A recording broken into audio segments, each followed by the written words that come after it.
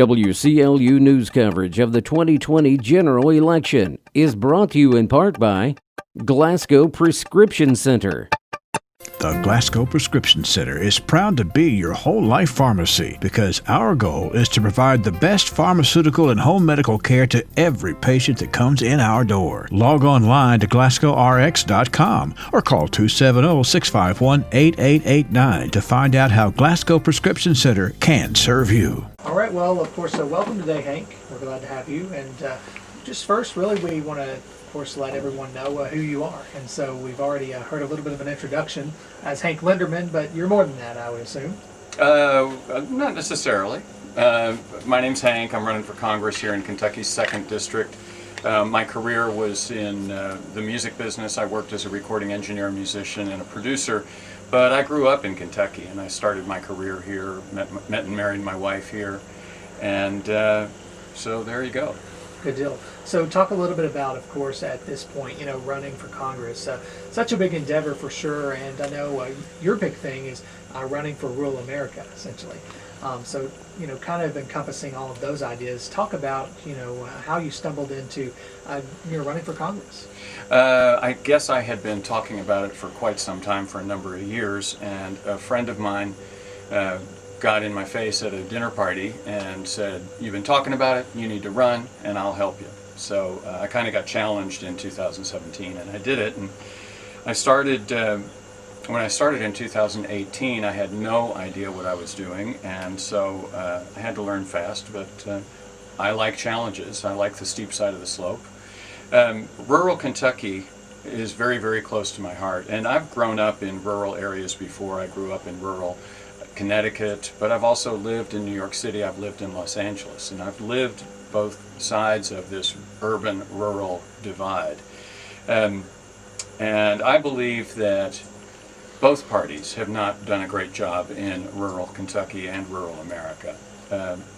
But particularly Democrats have not done a good job in the last 20 years. They decided maybe they couldn't win in districts like the 2nd, so they withdrew. And I understand that idea, that maybe strategically for 2 years, 4 years, 6 years, you need to do that. But 16 years was too long. And by the time the 2016 election came around, Democrats weren't even in the discussion, and they had no idea that Donald Trump was going to win. And I think that's why. I think you can't let such a big, important part of the country go. Now, I also want to say, neither party has done their job in rural America. We've not treated farmers well for over 100 years. And we're seeing people in rural Kentucky and rural America having to work longer and longer hours for less and less pay. They don't have health care.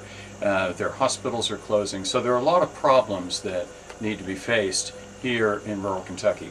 I believe this is where the problems of the nation get solved. This is where they get dealt with. And so yes, I did, with a lot of help from folks in the district, we came up with this thing called the Contract for Rural and Working America. You can find it on the website, which is hank4ky.com, and look under issues, you'll see the contract. And this is a list of goals that we need to go after in order to make life in rural Kentucky something more than you can just survive. We want you to be able to thrive. So we need to restore, rebuild, revitalize rural Kentucky and rural America. Good deal. And so talking about that contract, as you've termed it, or plan, several points in that, but talk about, in your opinion, obviously all of them are great ideas, that's your platform, but talk about some of the most important ones that you think that you're running on. Well, one of the most important ones is rural broadband, and look what we're going through right now, trying to educate kids when we can't be face-to-face in the schools because of the coronavirus, because of the pandemic. 30% of the country does not have reliable broadband, and we're hearing stories about people who are having to put their kids in the car and drive to a McDonald's where they can get free Wi-Fi so the kids can do their homework or attend their classes, and that's ridiculous. Now, in Kentucky, we've tried before to put in rural broadband. We've spent a lot of money on it, but ultimately those plans fail because of running into things like property owners that don't want to allow any structures to go through, maybe some trenches to bury some cable. It just became too difficult to do it. So I believe this needs to be a national program, similar to FDR's rural electrification in 1936 and President Eisenhower's the Federal Highway Program, the Interstate Highway System, which was put in 1956. By the way, it was sold as a Defense Department idea that we needed to be able to move troops around. That's not what it got used for, obviously. Anyway, we need to make this a national program. And one of the ideas that came from our campaign is from a gentleman who's volunteering for the campaign, a guy named Rich Campbell. And Rich is the bassist for the group America, and if you don't know who that is, your parents or your grandparents know. They had a big hit called Horse with No Name, another one called Sister Golden Hair. Anyway, Rich came up with the idea of why not let the post office be in charge of installing, maintaining, and spreading rural broadband. We think this is a wonderful idea since the post office does need to modernize. But they're already in place to provide communication and connection for Americans. So I'm alarmed at the recent attacks on the post office. We need the post office to be with us as long as there is a United States of America. In fact, the post office is older than our country. We had a post office before we had a United States of America. So rural broadband is a critical piece of that, and I think that's a fantastic way forward. Sure. So talk a little bit about, of course, this idea of being democratic in Kentucky, with a lot of different ideas. Sometimes when people hear about a Democrat running, some people shun that, and then obviously, Democrats are pleased to hear that. But talk about how you fit into this political realm where currently a Republican is holding this position that you're running for. Well, I would say this. I attended a town hall forum in Bowling Green in 2018, and there had been a group had come in from New York University and had polled the community and talked to them about their beliefs about various things. What they found was the two groups A and B, that's how they identified them, were not very far apart. And what they found out was Group A was slightly more conservative, and Group B was slightly more liberal. They had very few actual differences on the ideas. Now, one of the reasons we're in trouble over this kind of thing is there's been such a focus on ideology. Ideology is a fine thing. We all have things that we believe, and I'm a progressive populist, by the way, tremendously influenced by Thomas Frank, whose latest book is called The People Know. It's about the history of populism and the history of anti-populism. Anyway, I think when we work for people, it doesn't matter which party we are, first of all. And so that's one of my big focuses. We need to rebalance things between corporations, which have tremendous amounts of power, especially over our government, considering the way they contribute, and people. So back to ideology for just a moment. I, for example, believe we need to have health care that's less expensive, easier for us to use. And by less expensive, I mean 40% less expensive. And easier for us to use, meaning if you've got a loved one in the hospital, that you don't want to be on the phone with an insurance company. And finally, it needs to give us better results, longer life expectancies. American life expectancies have actually been dropping, which is unheard of, except in wartime.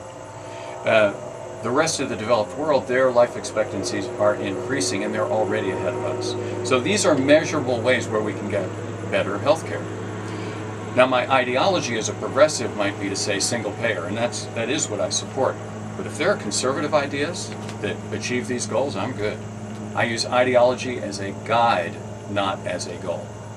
Sure. I think that's very important. We really have to be careful about our ideologies, because no ideology is 100% correct 100% of the time. and just kind of to wrap things up, talking about, again, running on this idea of restoring rural America. A huge component, and I was going to, of course, say at the beginning, on our drive over here, it's certainly rural America, or rural Kentucky specifically, coming into this community here. Of course, you're here right on the lake and such. So moving ahead, obviously you're running on this platform, and if you are elected, just talk about, how do you navigate, or what's your plan to navigate if you are elected? I would probably rely on the guidance of my friend Congressman John Yarmouth, but I would also say I'm not going to be a lockstep Democrat. And the reason I'll be able to do that is because I don't accept corporate contributions. My opponent, for example, over 80% of his contributions come from corporations, or they are corporate related. I have had some folks be able to focus on the issues that affect people and not necessarily have to go along with whatever the party asks me to do. And I've got quite a network of activists throughout the 2nd District, Republicans and Democrats, who will let me know what for if they're not happy what I'm doing. And I can already envision a point where one of my activists says to me, absolutely, you need to vote for this. And another one would come up and say, absolutely not. In that circumstance, I would get absolutely and absolutely not to have a conversation and get back to me once they've talked things through. We have got to learn in the United States to once again collaborate. By the way, that's how it's done in the creative arts. We collaborate. It's completely natural. It's not the same thing as compromise. Collaboration is contributing, listening to each other, figuring out what we need. And collaboration means that we could restore this, fix this division that is just killing the United States. So I send my love out to my Republican and my Democratic friends here in the 2nd District. I'm asking for your vote. Well, we appreciate, of course, joining with you today. I know there's a lot more we could talk about. Absolutely. Of course, for time constraints and such, but we appreciate you, of course, being cordial and allowing us to come to your home here. And, of course, we wish you the best of luck this November, okay? Thanks so much, Brennan, and good luck, everybody. Hi, I'm Brennan Crane, News Director for WCLU Radio. Thank you for watching this portion of our 2020 election coverage. Visit us at WCLUradio.com and online at Facebook and Twitter for the latest and breaking news updates.